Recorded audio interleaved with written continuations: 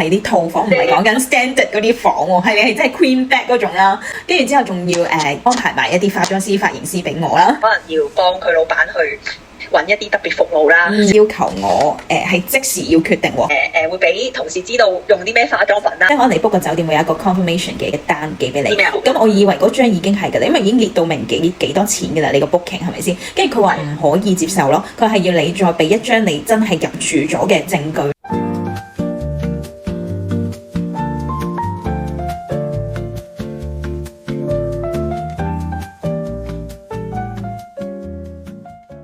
Hello， 歡迎大家收聽職職復職職，我係 Tammy， 我係 Helen。咁我哋個 channel 咧就停更咗一段時間啦，就係因為我同 Helen 咧都個人事忙啊，咁我同佢就各自喺唔同嘅時間咧都離開咗英國，就出咗去外面度有 business trip 啦。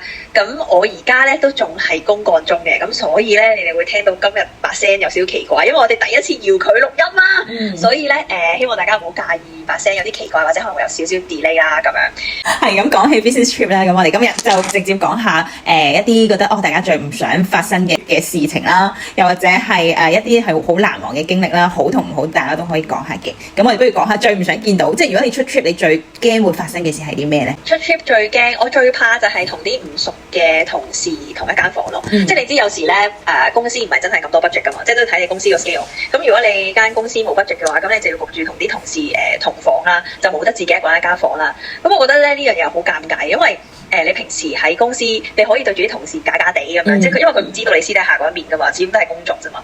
咁但係如果出 trip 嘅時候，大家一齊叫做住埋同一個空間，雖然有啲人可能會話，你都係翻去瞓覺嘅啫咁樣，咁但係都係你私人嘅時間嚟嘅，喺酒店嘅時候。係啦，都係你私人嘅時間，同埋都係某部分真實嘅一面會呈現到。譬如可能你落咗妝啦，係咪？即係你唔會喺你同事面前落妝㗎嘛。平時翻工，又或者你瞓咗覺之後鼻鼾聲原來好大嘅，跟住你同事又知道咗咁我覺得好尷尬啦。又或者可能會俾同事知道用啲咩化妝品啦，或者護膚品啦。即係我自己可能我有少少呢啲心虛啦，即係我有呢啲咁樣嘅 ego 啦，可能我就會覺得哇，即係原來佢係用啲咁高級嘅護膚品嘅，跟住自己好似就用啲勁平民啲嘅護膚品嘅，咁我就自己覺得哇，好似比下好似好尷尬。同埋咧，佢哋知咗之後，可能翻公司都會周圍唱咯。即係無論你好定唔好，你用好嘅，佢哋就話：你知唔知 Tammy 咧用嗰啲化妝品好貴啊？即係用 Chanel 啊嗰啲，即係用得唔好咧，佢又會翻去話：哇，佢用嗰啲好普通嘅化妝品。係啊，我覺得佢真係好窮咯，係咪先？可能會有呢啲咯。即係我覺得除咗同事咧，即係有機會係可能你要同阿姐同一間房咯。阿姐係啊，或者啲男仔可能會同啲男上司同一間房咯。我覺得呢個仲尷尬過同同事咯。我覺得唔係尷尬，覺得係大壓力咯。即係如果我要同我阿姐一間房，我就會基本上即係我唔使休息咯。係啊，你好似仲要即係要聽佢支笛咁樣咯，瞓覺都。又唔係聽佢支笛嘅，咁我都相信即係當大家收咗工之後翻到房，其實大家應該都係平起平坐嘅，應該啊。但係你少都會知道，即係好似有點講有長幼之分啊，你會知道係啊，即係你少都會有壓力嘅，即係譬如可能我係咪應該要讓佢沖涼先？係啦，或者係啦，即係咪應該要早過佢起身，咁就自己梳洗好自己先，咁樣就冇搞到大家遲到，或者冇搞到大家好 rush 咁樣。但我覺得呢啲就係無形嘅壓力咯。如果我真係要同我阿姐同一間房，可能你會屙屎都唔敢好大聲，或者沖涼都唔敢沖得耐咁樣咯。係啊，真啊，即係呢個就我會覺得係最 worst 嘅情況咯。即係如果要公幹，同埋我之前有朋友同我講過咧，佢去公幹咧，基本上係好似做阿四咁樣，係啊，即係真係會做阿四咁樣咯。譬如佢可能要幫佢老闆去揾一啲特別服務啦，即係公幹，跟住又或者可能要陪個老闆去 shopping 啦，即係要幫佢攞好多嘢啊咁樣，又要幫佢即係做好多平時喺公司唔需要做嘅嘢咯。係，咁佢都肯做嘅。佢有冇嘗試 say no？冇得你唔肯做㗎，係咪？即係你個老細開到聲，咁大家又喺外地，你唔做邊個做啊？唔通叫翻個老細自己做咩？係啊，所以我覺得即係出 business trip 就係冇分 title 咯，即係有時咧可能你好細嘅 title，但係你都可以俾人要求跟住個老闆出去，即係見客做阿四咁樣咯，即係可能攞下粗重嘢啊，真係開車門啊，跟住之後應該係話，就算你個 title 喺公司好高，即係譬如假設你喺公司係 manager， 但係你陪你老細出 trip， 你係啦，你都係會突然間變阿四咯。你都要做埋嗰一份咯，係啊。其實我都所以，如果係呢啲情況，我就寧願唔去嘅。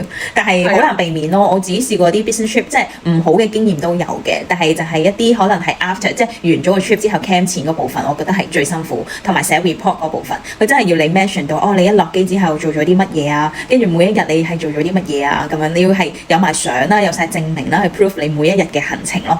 跟住翻嚟 camp 前咧係要勁多收據啦，即係可能你搭程車幾蚊你都需要俾收據佢哋咯。所以呢啲係我極討厭嘅，我寧願唔去咯。但係我覺得寫 report 啊，或者做翻一啲 evaluation，我覺得係合理嘅。即係你出咗 trip 之後，你始終都要寫翻少少嘢，可能去同冇出 trip 嘅同事去分享翻你嘅所見所聞啊。又或者你要 report 翻俾最即係老細知我喺呢個 trip 度得益啲乜嘢啊？係咯，即係我覺得係合理嘅。但係camp 錢麻煩就我就未試過，因為即係我嘅出 trip 咧，其實就係走 tour 啦，即係 touring 啦。咁我每次走 tour 之前咧，其實我哋劇團啦或者個監製咧都會俾定一嚿錢我哋嘅，係啦。咁其實都係每日咁樣計咯，即係一個 allowance per day 咁樣，咁就會一次過俾，即係譬如我哋係走一個星期嘅 tour 咁樣，咁佢就會計好晒，跟住就一次過入一嚿錢俾我哋，咁我哋就喺整個旅程就會用呢嚿錢咁樣。咁而住宿啊，跟住機票啊，咁就係個 producer 自己幫我哋 book 嘅。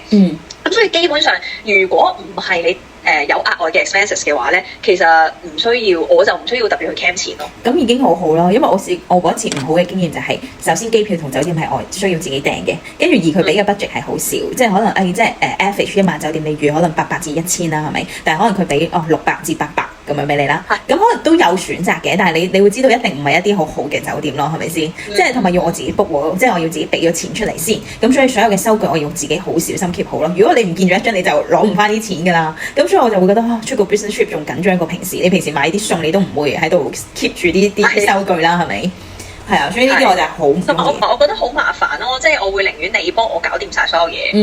即係 rather than 你俾個 budget 我，跟住我自己去揀。因為我唔知可能我個人有選擇困難症嘅，同埋如果你又有一個limited budget 咧，我會覺得好難啊！即係我自己會好難揀啊。係啊，我有時可能有啲係我想住好少少，但係又勾咗少少。咁點咧？係啊，即係我會覺得，不如寧願你幫我搞掂晒，因為我覺得有時最尷尬就係，譬如我假設佢個 maximum 嘅 budget 係800咁樣先算啦。咁如果我揾到一間係820嘅，就好好多嘅咁樣。咁我又要 send message 去問你如果突出咗20啫，得唔得？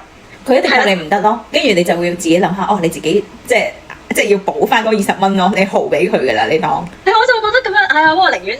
即係我寧願好似開盲盒咁樣啦，你幫我安排晒，我到嘅時候我知 OK，咁到時你幫我安排好晒，我就冇得 say 啦嘛，係咪？係咯，即係我會寧願佢幫我即係一手包辦好過。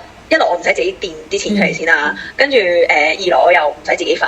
同埋即係除咗收據之外咧，我試過遇過一間公司就係個 account 嗰邊咧係需要好多你嘅收據證明。講緊啲證明唔係好普通嘅一張收據，即係可能你 book 個酒店會有一個 confirmation 嘅單寄俾你。咁我以為嗰張已經係㗎啦，因為已經列到明幾多錢㗎啦，你個 booking 係咪先？跟住佢話唔可以接受咯，佢係要你再俾一張你真係入住咗嘅證據咯，你明唔明啊？係啊，即係好似呢張嘢，同埋有呢張嘢嘅咩？係啊，我真係唔知，我都係第一次先知道有呢張嘢。我真係問 reception，跟住佢話我可以開一張即係入住憑證嘅信俾你咁樣咯，即係證明你喺呢幾日係真係有住過。因為佢哋驚你可能 book 完間貴酒店，跟住你退咗錢，跟住 and then 你攞呢一筆貴嘅酒店嚟 claim 錢，而你私底下 book 咗間平啲嘅酒店，跟住你從中就賺咗啲差價啦。即係我覺得佢哋係咁樣諗我哋啊，你明唔明啊？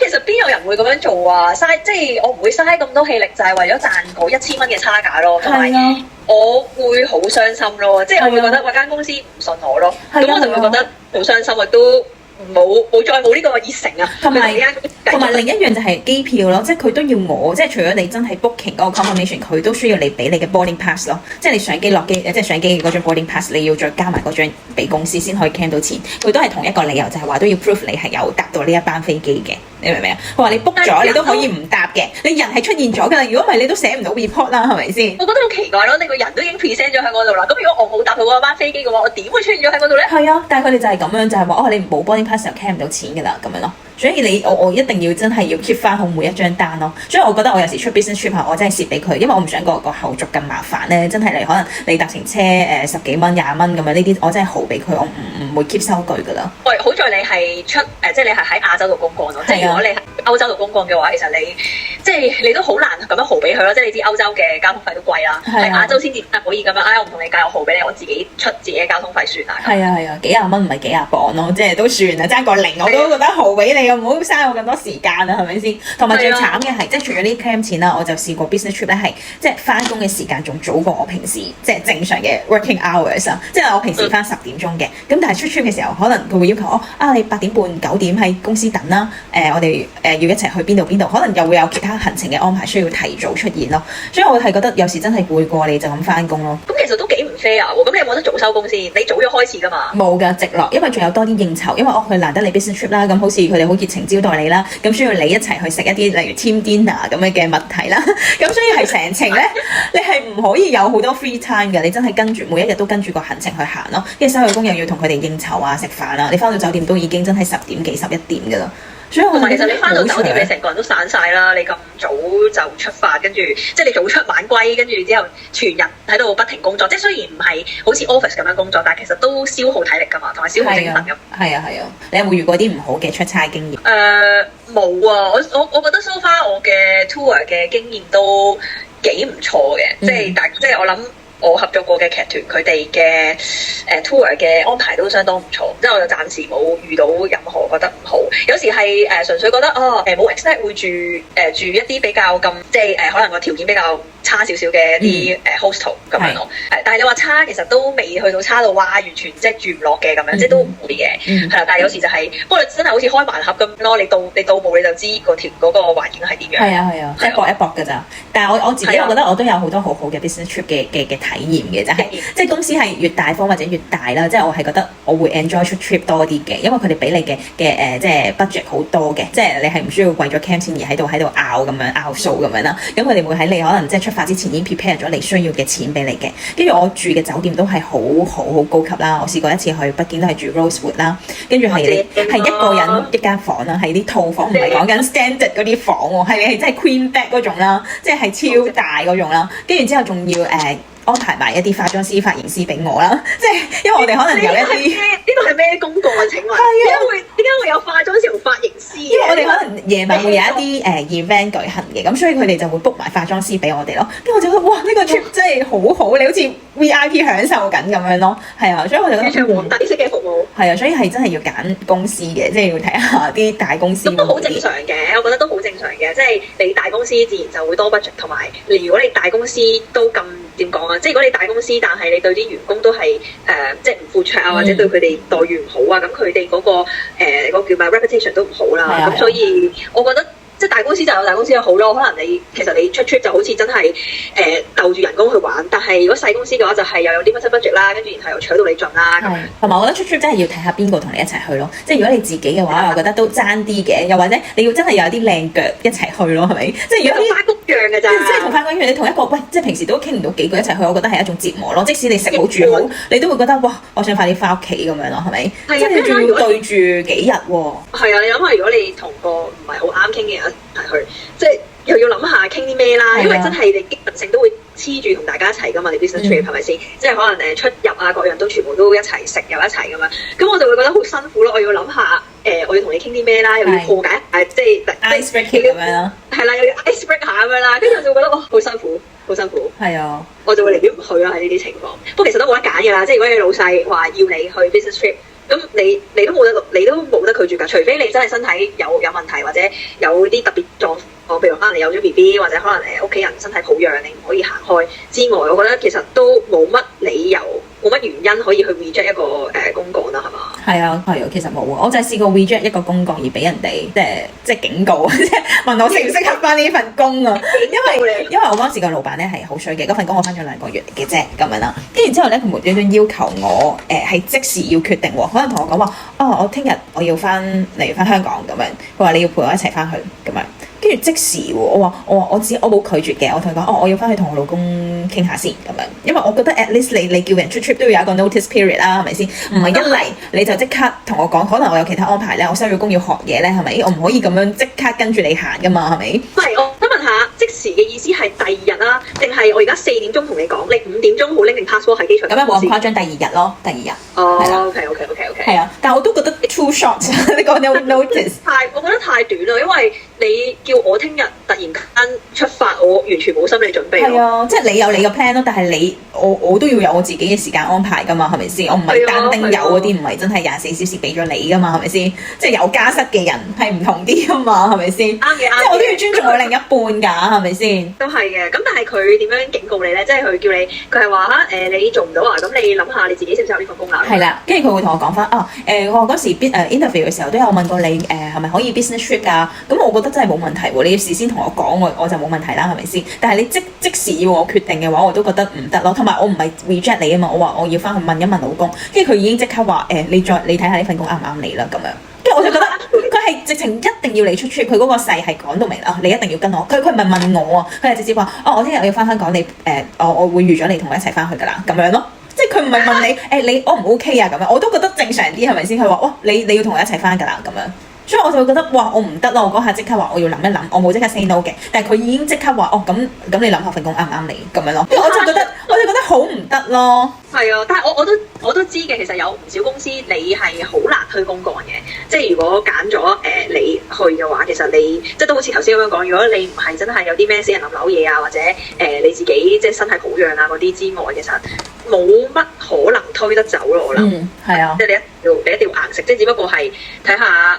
即係當然我知道有啲公司係如果你真係好唔想去嘅，都唔會勉強你嘅，但係多數都冇得推咯。跟住其實我翻到去咧，我第二日因為佢問咗呢句説話，跟住我就第二日翻去就同佢講我真係考慮咗，我覺得我自己唔適合呢份工咁樣，跟住所以我今日想辭職咁樣，係啊。跟住佢先嚟留我咯，你明唔明啊？其實我覺得我知係佢係即係義氣，即係嗰一刻就好覺得好嬲，我預咗你，但冇諗過你會 say no，點知你係 say no 咁樣，所以佢就要問我你適唔適合呢一份工咁樣咯。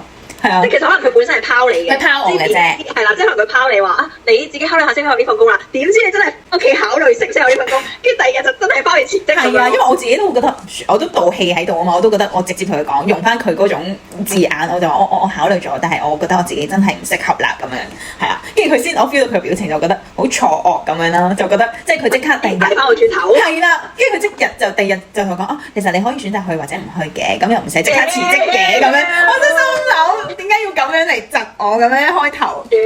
係啊，不過算啦。即係我覺得如果個上司係咁樣嘅話，其實你都感覺到都唔係特別易去處理呢個上司㗎啦。我都覺得你早走嘅決定係十分之正確嘅。即係雖然我覺得 business trip 有時真係即係 assign 咗你去你就要去，但係我覺得即係其實每一份工都有權去選擇嘅，因為始終你真係俾人 occupy 咗你嗰幾日嘅時間啊嘛，咁係已經係唔係你普通嘅 working hour 8個鐘9個鐘嗰種啦，所以我覺得係仍然可以 say no 咯，即係當然一定如果你 say no 一定冇咗某一啲嘅機會咯，所以喺你選擇 say no 之前你要諗清楚你嘅規劃係點，但係我覺得仲係可以 say no 嘅，如果你真係唔中意，即係我覺得要睇好多嘢，如果你根本翻工嗰班同事都唔係同你同一個即係 channel。或者你嘅老細係直情係好討厭嘅，即係唔係一啲好 nice 嘅人。我覺得你翻工已經算係咁，但係你要對住佢一個長時間嘅相處，我覺得係即係我寧願唔去咯，係咪？都係嘅。好啦，咁唔知大家有冇出business trip 啊、公幹啊嘅一啲好或者唔好嘅經驗同我哋分享下啦。咁希望你哋中意今集啦。如果你哋中意我哋嘅 channel 嘅話咧，咁就可以 like 啦、share 啦、subscribe 我哋嘅 channel 啦，就分享俾多啲朋友仔啊、親戚朋友啊去聽啦。咁如果你有用 Spotify 嘅話咧，咁就希望你哋可以喺 Spotify 度俾個5星嘅 review 我哋。咁我哋下次再見啦，拜拜。拜拜。